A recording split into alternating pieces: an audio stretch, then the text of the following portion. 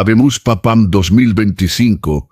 El Papa Leo XIV cumple el sueño de Trump, o la voluntad de Dios. El fin de una era. El 21 de abril de 2025, lunes de Pascua, el mundo católico se sumió en luto. Papa Francisco, el pontífice argentino que había liderado la Iglesia desde 2013, falleció a los 88 años tras una larga lucha contra problemas cardíacos agravados por una neumonía. Su muerte ocurrió en su residencia de Casa Santa Marta, rodeado por un pequeño grupo de cardenales y su médico personal, el doctor Roberto Bernabei. La noticia fue anunciada al mediodía por el director de la sala de prensa del Vaticano, Matteo Bruni. Con dolor informo que nuestro Santo Padre Francisco ha sido llamado a la casa del Señor. Las campanas de Roma repicaron en un tono lúgubre, y la plaza de San Pedro, que había estado llena de fieles celebrando la resurrección, se transformó en un mar de llanto. Francisco dejó un legado imborrable. Su encíclica Laudato Si sobre el cuidado del planeta, su defensa de los migrantes y su humildad al rechazar los lujos papales, lo convirtieron en un ícono global. Pero su papado también fue turbulento, marcado por tensiones entre progresistas y conservadores, escándalos de abuso sexual y críticas de sectores tradicionalistas que lo acusaban de diluir la doctrina. Su última aparición pública, el 20 de abril, fue durante la vigilia pascual, donde desde una silla de ruedas bendijo a los fieles con una voz frágil, pero llena de amor. Cristo ha resucitado, y con él nuestra esperanza. Al día siguiente, su corazón dejó de latir. Los días siguientes fueron un torbellino de ritos y preparativos. El 26 de abril, el funeral de Francisco se celebró en la Basílica de San Pedro, con delegaciones de más de... El presidente argentino, Alberto Fernández, lloró abiertamente mientras el féretro de ciprés era llevado en procesión. Entre los asistentes estaba el cardenal Robert Prevost, entonces prefecto del dicasterio para los obispos, quien lideró una oración por Francisco, citando Salmos 23:4. Aunque camine por un valle de sombras, no temeré, porque tú estás conmigo. Su voz temblorosa y su expresión serena captaron la atención de muchos, aunque nadie imaginaba que pronto sería el sucesor. Mientras el mundo lloraba a Francisco, las especulaciones sobre el próximo papa comenzaron. En foros de Reddit, X y programas de televisión, nombres como Pietro Parolin, secretario de Estado, Luis Antonio Tagle, Filipinas, y Robert Sara, Guinea, dominaban las apuestas. En África, la esperanza de un papa negro crecía, alimentada por la profecía de San Malaquías, que predecía un último pontífice de origen africano. Pero otra figura emergía en las sombras: Robert Prevost, un cardenal estadounidense cuya humildad y trayectoria lo hacían un candidato improbable, pero intrigante. Pausa dramática. ¿Podría un hombre de Chicago, un país sin tradición papal, liderar a uno con... Pregunta retórica. ¿Y qué significaría su elección en un mundo dividido por política y fe? Una batalla espiritual. El cónclave comenzó el 7 de mayo de 2025, tras 9 días de luto y los tradicionales novendiales. Los 333 cardenales electores, todos menores de 80 años, se reunieron en la Casa Santa Marta, donde se alojaron bajo estrictas medidas de seguridad. Teléfonos confiscados, ventanas selladas y un voto de silencio absoluto. La Capilla Sixtina, adornada con los frescos de Miguel Ángel, se convirtió en el escenario de una decisión que cambiaría la historia. Sobre el altar, una Biblia abierta en Proverbios 16:9 recordaba a los cardenales: el corazón del hombre planea su camino, pero el Señor dirige sus pasos. El proceso del cónclave, establecido por la Constitución Apostólica Universi Dominici Gregis de Juan Pablo II, cada cardenal juró guardar secreto, colocando su mano sobre los evangelios, mientras el maestro de ceremonias litúrgicas, Monseñor Guido Marini, proclamaba: extra omnes, todos fuera. Las puertas de la Sixtina se cerraron. dejando a los cardenales solos con su conciencia y el Espíritu Santo. Afuera, en la plaza de San Pedro, miles de fieles esperaban bajo una llovizna primaveral, con los ojos fijos en la chimenea instalada sobre la capilla. La tradición del humo negro y blanco, que data del siglo XIII, capturó la imaginación del mundo. El 7 de mayo, a las 11:00 am, tras la misa pro eligendo pontifice en San Pedro, los cardenales comenzaron la primera ronda de votaciones. Cada uno escribió un nombre en una papeleta, usando la frase latina ego cardinalis, nombre, eligo in summum pontificem, nombre del elegido, y depositó su voto en un cáliz dorado. Los votos fueron contados por los escrutadores, y al no alcanzarse los 89 necesarios, 2/3 de 83, las papeletas fueron quemadas con un químico que produce humo negro. A las 6:45 p.m., el humo negro emergió, denso y oscuro, contra un cielo grisáceo. La multitud en la plaza suspiró con decepción, pero la tensión creció. En X, los hashtags Humo Negro y Conclave 2025 se volvieron tendencia, mientras los analistas especulaban, ¿será un cónclave largo, como el de esa noche? En la Casa Santa Marta, los cardenales cenaron en silencio, reflexionando sobre sus decisiones. Algunos, como el cardenal Pietro Parolin, abogaban por un papa diplomático para enfrentar las tensiones con China y Rusia. Otros, como el cardenal Robert Sarah, defendían una línea conservadora, citando la necesidad de purificar la Iglesia tras los escándalos de abuso. Mientras tanto, Robert Prevost, conocido por su moderación y su trabajo con los pobres, emergía como un candidato de consenso. Su discurso durante las congregaciones generales previas al cónclave, donde citó Lucas 4:8, me ha enviado a proclamar libertad a los cautivos, había resonado entre los cardenales latinoamericanos y africanos. El 8 de mayo, las votaciones continuaron. A las 11:30 am, otro humo negro apareció, frustrando las esperanzas de un acuerdo rápido. Pero durante la tercera ronda, a las 4:00 p.m., algo cambió. Los cardenales comenzaron a unirse en torno a Prevost, impresionados por su humildad y su experiencia global. En la cuarta ronda, a las 6:00 p.m., Prevost alcanzó 92 votos, superando el umbral. El cardenal Tagle, uno de los últimos en votar, sonrió al depositar su papeleta, sabiendo que habían encontrado un líder. Las papeletas fueron quemadas con un químico que produce humo blanco, y un hilo blanco puro se elevó al cielo, acompañado por el repique ensordecedor de las campanas de San Pedro. La plaza estalló en gritos de «Viva el Papa», mientras los fieles se abrazaban bajo un cielo que se teñía de dorado con el atardecer. Una hora después, el cardenal protodiácono Dominique Mamberti emergió al balcón central y anunció «Annuntio vobis gaudium magnum, habemus papam, eminentissimum, a reverendissimum, dominum Robertum, sanctae Romanae, ecclesia cardinalem Prevost, qui sibi nomen imposuit Leonem quartum decimum». La plaza rugió de emoción, pero un murmullo de sorpresa se extendió. Un papa estadounidense, algo impensable en 2000 años de historia.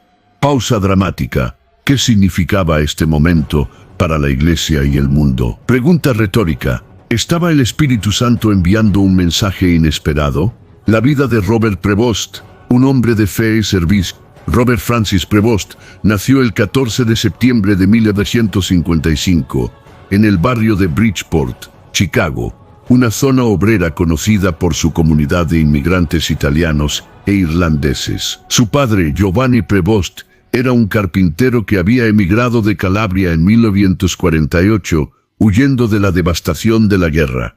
Su madre, María Ricci, trabajaba como costurera y era profundamente devota, llevando a sus 5 hijos a misa cada domingo en la Catedral del Santo Nombre. Robert, el tercero de los hermanos, mostró desde pequeño un carácter introspectivo.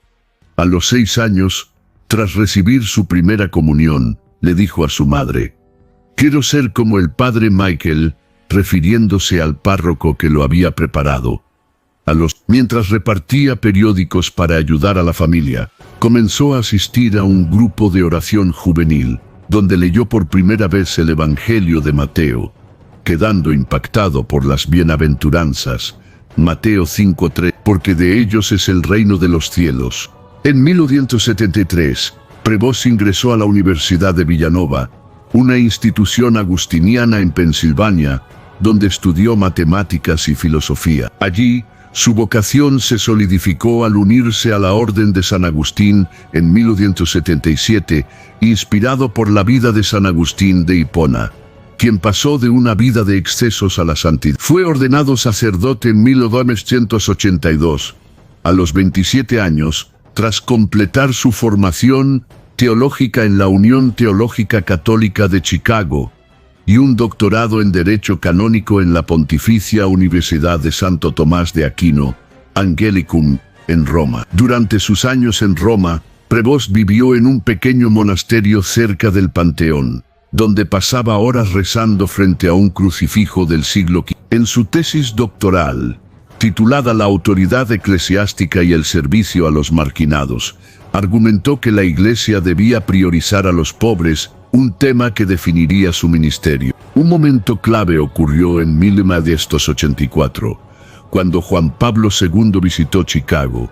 Prevost, entonces un joven sacerdote de 29 años, fue seleccionado para asistir en una misa masiva en el Grand Park, donde 2 millones de personas se reunieron. Una foto en blanco y negro de ese día, encontrada en los archivos agustinianos tras su elección, lo muestra estrechando la mano de Juan Pablo II. El Papa, con su característica sonrisa, le dijo: «Eres un pastor joven, pero con un corazón grande». Prevost, visiblemente emocionado, respondió: «Santo Padre, su bendición me guía». Esa imagen, que se volvió viral en 2025, conectó a Leo XIV con una era dorada de la Iglesia, evocando nostalgia entre los fieles mayores. En 1985, Prevost fue enviado como misionero a Chulucanas, Perú, una región rural en el norte del país, azotada por la pobreza y el conflicto con Sendero Luminoso. Allí, entre comunidades indígenas que hablaban quechua y aymara, encontró su verdadera vocación. Durante 30 años, trabajó incansablemente, construyó 12 escuelas, organizó cooperativas agrícolas para mujeres y fundó un hospital que aún lleva su nombre, el Centro Médico San Agustín. Los peruanos lo apodaron el Padre Gringo, por su acento y su piel clara, pero su humildad lo hizo uno de ellos. Una anciana de Chulucanas, doña Carmen, recordaría años después: nos enseñó a leer, nos dio medicinas, pero sobre todo, nos dio dignidad. En 2001, durante una inundación devastadora causada por el Niño, Prevost pasó 3 días sin dormir, coordinando rescates y distribuyendo alimentos, ganándose el respeto de las comunidades locales. En 2014, Prevost fue nombrado obispo de Chiclayo, una diócesis más grande en la misma región. Su trabajo continuó, enfocándose en la educación y la lucha contra la corrupción. En 2020, durante una visita de Papa Francisco a Chiclayo para inaugurar un centro comunitario, una foto capturó un momento emotivo. Ambos ríen mientras bendicen a un grupo de niños en una escuela rural. Francisco, impresionado por su trabajo, le dijo: «Tú entiendes lo que significa ser pastor con olor a oveja». Esa imagen, que se volvió viral tras su elección, simbolizó la conexión de Prevost con el legado de Francisco de justicia social y cercanía con los pobres. En 2023, Francisco lo llamó a Roma, nombrándolo prefecto del dicasterio para los obispos, un cargo que lo puso a cargo de seleccionar obispos en todo el mundo. Fue una de las reformas más revolucionarias de Francisco. Prevost incluyó a 3 mujeres laicas en el comité de votación para nominaciones episcopales, un movimiento que generó controversia entre los conservadores, quienes lo acusaron de modernizar demasiado la Iglesia. Pero su pasado no estuvo libre de sombras. En 2025, ENAP, red de sobrevivientes de abuso por sacerdotes, presentó una queja contra él, alegando que no investigó adecuadamente un caso de abuso en Chiclayo en 2018, cuando un sacerdote fue acusado de abuso infantil. Las investigaciones vaticanas, lideradas por el Dicasterio para la Doctrina de la Fe, lo exoneraron en 2024, concluyendo que Prevost actuó con diligencia al suspender al sacerdote y reportarlo a las autoridades civiles. Sin embargo, el tema resurgió tras su elección, alimentando críticas de grupos como Catholic Bot, que lo acusaron de encubrir para proteger su imagen. Prevost respondió en una carta pública el 10 de mayo, «He cometido errores, pero nunca he ocultado la verdad. Que el Señor me juzgue». El Papa Negro que nunca llegó. La elección de Leo XIV rompió una expectativa que había capturado la imaginación de millones, la profecía del Papa Negro. Esta profecía, atribuida a San Malaquías, un arzobispo irlandés del siglo XII, predecía que el 11 de Papa, llamado Pedro el Romano, sería el último antes del fin de los tiempos. Muchos interpretaron Negro como un papa africano, y candidatos como el cardenal Robert Sara de Guinea o Peter Turkson de Ghana eran favoritos en las apuestas. Sara, conocido por su teología conservadora y su libro Dios o Nada, había sido una figura prominente en el Vaticano, mientras que Turkson, prefecto del Dicasterio para el Desarrollo Humano Integral, era admirado por su trabajo en justicia social y cambio climático. En África, la esperanza de un papa africano era palpable. En Nairobi, Kenia, los fieles se reunieron en la Basílica del Santo Rosario para orar por Sara, mientras en Accra, Ghana, los jóvenes cantaban himnos en honor a Turkson. En X, los hashtags @papanegro y #AfricaPapa se volvieron virales, con usuarios compartiendo imágenes de Sara celebrando misa en Conakry. Pero la elección de Prevost, un estadounidense de ascendencia italiana, rompió esas expectativas. En foros católicos africanos, algunos expresaron decepción. La profecía no se cumplió, escribió un usuario en Reddit. Otros, como el teólogo nigeriano Father Joseph Okonkwo, reinterpretaron el término negro como simbólico. Podría referirse a un papa que carga con las oscuridades del mundo, como los pobres y los marginados que Prevost ha servido. Teólogos vaticanos también analizaron la profecía en el contexto bíblico. Algunos citaron Apocalipsis 17, 9, 11, que habla de 7 colinas, Roma y un octavo rey que va a la perdición, interpretándolo como una advertencia sobre el nuevo papado. Sin embargo, el padre Michele Falcone, un exalumno de Prevost y experto en escatología, argumentó que las profecías son simbólicas. San Malaquías no predijo el fin, sino un cambio. Leo XIV, con su origen estadounidense, representa una nueva era para la Iglesia. Falcone conectó la elección con Isaías 43, 19. Voy a hacer algo nuevo, ya está brotando, ¿no lo notan? Abriré un camino en el desierto, ríos en la tierra estéril. Según él, el desierto era la división en la Iglesia, y Leo XIV sería el río que traería unidad. La profecía fallida generó un debate global. En Europa, teólogos como Hans Küng Jr., hijo del famoso teólogo disidente, publicaron artículos sugiriendo que la profecía era apócrifa, creada en el siglo XVI para manipular elecciones papales. En América Latina, donde la devoción a las profecías es fuerte, algunos fieles interpretaron la elección de Prevost como un retraso del fin de los tiempos, citando 2 Pedro 3:9. El Señor no retarda su promesa, aunque algunos la tienen por tardanza. Más bien es paciente con ustedes, no queriendo que nadie perezca. En Estados Unidos, grupos evangélicos como los de Pat Robertson aprovecharon el momento para advertir sobre un falso profeta, mientras que los católicos progresistas celebraban a Leo XIV como un signo de renovación. La controversia de Trump, un signo o una provocación. Mientras el mundo debatía profecías, una tormenta mediática estalló con la foto de Donald Trump. El 3 de mayo, días antes del cónclave, Trump había publicado en Truth Social una imagen generada por IA que lo mostraba vestido de papa, sentado en un trono papal con una tiara dorada, levantando un dedo con expresión seria. La publicación, acompañada de un comentario «Me gustaría ser papa, esa sería mi primera opción», fue vista como una broma de mal gusto durante el luto por Francisco. Católicos conservadores, como la activista Laura Loomer, la calificaron de blasfemia, tuiteando «Esto es un insulto a nuestra fe». El padre James Martin, un jesuita progresista, pidió no darle importancia a una provocación, pero la imagen ya había encendido un debate global. Tras la elección de Leo XIV, la foto adquirió un nuevo significado. En X, los hashtags Trump Papa y Profecía Trump se volvieron virales, con usuarios especulando que Trump había predicho un papa estadounidense. Memes mostraban a Trump bendiciendo a multitudes con un sombrero de maga, mientras otros lo caricaturizaban como un papa maga, enfrentándose a Leo XIV. En una rueda de prensa el 9 de mayo, Trump felicitó a Prevost. «Es un gran honor que sea el primero de ellos. Espero conocerlo pronto». Sin embargo, su base maga reaccionó con furia.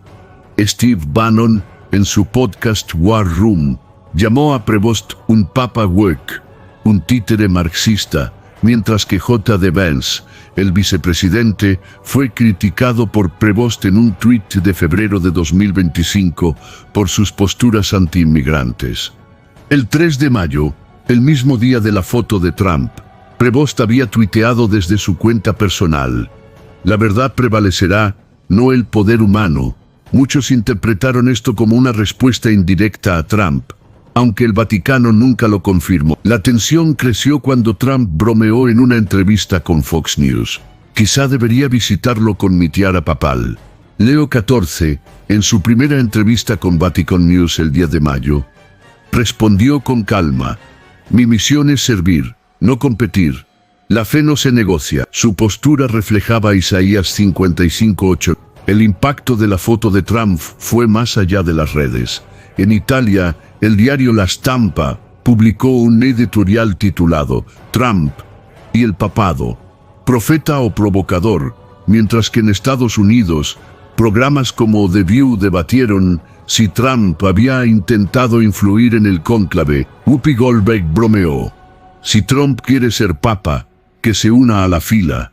En América Latina, donde la devoción a Francisco era profunda, la foto fue vista como una falta de respeto, y algunos obispos, como el peruano Mons Miguel Cabrejos, emitieron comunicados pidiendo respeto al duelo. En África, donde Trump había perdido popularidad tras sus comentarios despectivos sobre países africanos en 2018, la foto fue vista como un intento de robarse el foco del nuevo papa. Reacciones globales, un mundo dividido. La elección de Leo XIV generó reacciones diversas en todo el mundo. En Perú, donde Prevost pasó 30 años, las comunidades de Chulucanas y Chiclayo organizaron misas de acción de gracias. Una anciana peruana, Rosa Huamán, lloró frente a las cámaras de TV Perú. «Él nos dio escuelas, nos dio esperanza. Ahora es nuestro papa». En Chiclayo, miles se reunieron en la Plaza Mayor, ondeando banderas vaticanas y cantando himnos. El presidente peruano, Pedro Castillo, quien había regresado al poder tras un intento de golpe en 2023, envió un mensaje: «Leo XIV es un orgullo para Perú y el mundo». En Chulucanas, los niños de las escuelas que Prevost fundó pintaron murales con su imagen, mostrando su cruz de madera y un halo dorado. En África, la decepción fue palpable. El cardenal Robert Sara, favorito de muchos, tuiteó: «Acepto la voluntad del Espíritu Santo». Pero en foros católicos africanos, algunos expresaron frustración por la profecía fallida del Papa Negro. En Nairobi, Kenia, el arzobispo Philip Anyolo lideró una misa en la Basílica del Santo Rosario, pidiendo unidad en la diversidad. En Nigeria, el teólogo Father Joseph Okonkwo publicó un artículo en The Guardian Nigeria, argumentando que el verdadero Papa Negro es el que lleva la oscuridad del mundo en su corazón, como Leo XIV con su amor por los pobres. En Ghana, donde Peter Turkson había sido un contendiente, los fieles se reunieron en Accra para orar por el nuevo Papa, mostrando su apoyo a pesar de la decepción. En Filipinas, el cardenal Luis Antonio Tagle, otro contendiente, lideró una oración por Leo XIV en la Catedral de Manila. Tagle, conocido por su carisma y su canal de YouTube, donde predicaba a millones, dijo: Leo XIV es un pastor que conoce el sufrimiento, lo apoyaremos con nuestras oraciones. En India, donde los católicos enfrentaban tensiones con el gobierno de Narendra Modi, el arzobispo de Bombay, Oswald Gracias, celebró la elección como una señal de esperanza para los perseguidos, conectándola con 1 Corintios 12. En Europa, las reacciones fueron variadas. En Italia, donde la elección de un papa no europeo generó debate, el diario Corriere della Sera publicó un artículo titulado «Un papa del nuevo mundo. ¿Qué significa para Roma?». El presidente francés Emmanuel Macron, un católico practicante, tuiteó: «Felicidades a Leo XIV, un puente entre Europa y América». En Alemania, donde la Iglesia enfrentaba el camino sinodal, una reforma para abordar abusos y modernización, el cardenal Reinhard Marx expresó esperanza: Leo XIV puede ser el líder que nos una. En Polonia, cuna de Juan Pablo II, los fieles lloraron al ver la foto de Prevost con su papa, viendo en él un eco de su legado. En Estados Unidos, las reacciones fueron polarizadas. Joe Biden, un católico devoto y el segundo presidente católico de ese, Nancy Pelosi, entonces presidenta de la Cámara, asistió a una misa en San Francisco para celebrar, mientras que el arzobispo de Nueva York, Timothy Dolan, lideró una procesión en la Catedral de San Patricio, donde banderas estadounidenses ondeaban junto a las vaticanas. Pero los conservadores, especialmente los aliados de Trump, lo criticaron por su historial en X, donde había denunciado las políticas migratorias de Trump. En 2015, Prevost compartió un artículo que tachaba la retórica de Trump de anti-inmigrante y problemática, y en abril de 2025 criticó la deportación de Kilmar Abrego García a El Salvador, comparándola con el sufrimiento de Cristo en la cruz. El primer desafío de Leo XIV llegó el 12 de mayo, cuando Trump anunció planes para deportar a Leo XIV. Desde Roma, emitió un comunicado: la Iglesia siempre defenderá la dignidad de los más vulnerables, como nos enseña Jesús en Lucas 4. Su postura generó apoyo entre católicos progresistas, como el grupo Pax Christi, que lo elogió como un papa para los marginados. Pero los conservadores, liderados por figuras como Marjorie Taylor Greene, lo acusaron de interferir en la soberanía estadounidense. El arzobispo de Los Ángeles, José Gómez, intentó mediar, pidiendo diálogo entre el Vaticano y Washington. La misa de inauguración y un signo divino. El 15 de mayo, la misa de inauguración de Leo XIV marcó un momento cumbre. La plaza de San Pedro estaba llena con más de 200. El presidente peruano, el primer ministro italiano Giorgia Meloni y una representación de la Casa Blanca liderada por la vicepresidenta Kamala Harris asistieron. Leo XIV, vestido con una sencilla casulla blanca y su cruz de madera de chulucanas, salió al balcón a las 10, saludando a la multitud con una sonrisa serena. Durante la homilía, habló con una voz que resonaba con fuerza y ternura: he visto la pobreza en Perú, la fe en Chicago y la esperanza en Roma. No vengo a dividir, sino a unir. Que el Espíritu Santo guíe a esta iglesia, más allá de profecías o ambiciones. En ese instante, un trueno resonó en el cielo, y un relámpago iluminó la cúpula de San Pedro, seguido de una lluvia ligera que brillaba bajo el sol. La multitud jadeó, y muchos lo interpretaron como un signo divino, recordando Juan 12:12 en 28-29, donde una voz del cielo dice: lo he glorificado y lo glorificaré de nuevo, y la gente cree que es un trueno. Cámaras de CNN y BBC capturaron el momento. y los videos se volvieron virales, acumulando 50 millones de vistas en 24 horas.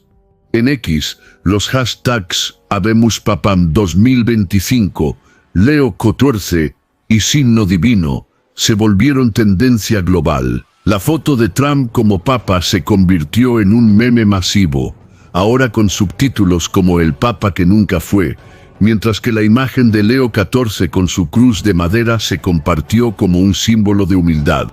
El legado de Leo. El 20 de mayo, Leo XIV viajó a Chicago, su ciudad natal, para una visita pastoral. En la Catedral del Santo Nombre se reunió con 5.000 jóvenes y mostró la foto con Juan Pablo II, diciendo: «Este Papa me bendijo hace 40 años, y hoy les pido que recen por mí». Luego visitó Perú, donde fue recibido por multitudes en Chulucanas. El 25 de mayo, en la Plaza Mayor de Chiclayo, 100.000 personas se reunieron para verlo. Leo XIV bendijo a los niños y citó Mateo 19:14.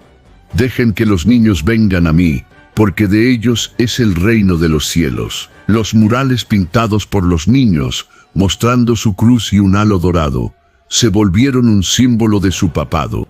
La profecía del Papa Negro fue reinterpretada por teólogos como un llamado a la unidad racial.